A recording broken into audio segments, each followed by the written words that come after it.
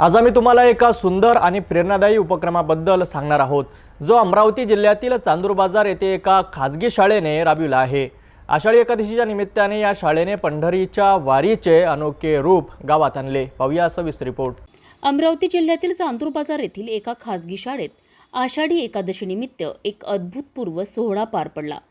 शाळेच्या प्रांगणातून निघालेली ही दिंडी केवळ पारंपरिक वारीचा अनुभव देणारी नव्हती, तर यातून झाडे लावा झाडे जगवा असा महत्त्वपूर्ण सामाजिक संदेशही चांदूर बाजार वासियांना देण्यात आला। हा उपक्रम पाहून गावकरी भारावून गेलेत।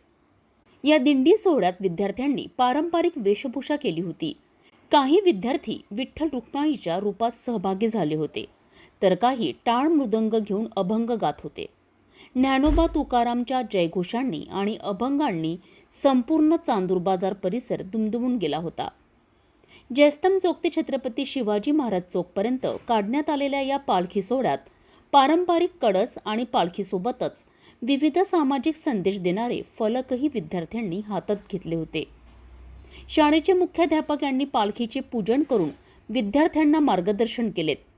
या सोहळ्यात शाळेतील सर्व शिक्षक आणि कर्मचारी उपस्थित होते, तसेच गावातील नागरिक आणि पालक यांनीही मोठ्या उत्साहात सहभाग नोंदविला।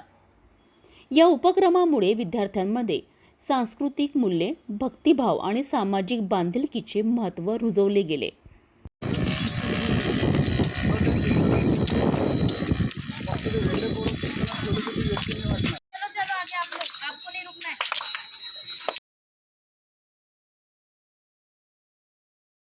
खरोखरच चांदूर बाजार येथील या शाळेने केवळ धार्मिक परंपराच नाही, तर पर्यावरणाच्या संरक्षणाचाही संदेश देत एक आदर्श घालून दिला आहे। अशा उपक्रमामुळे आपल्या भावी पिढीमध्ये चांगले संस्कार रुजतात।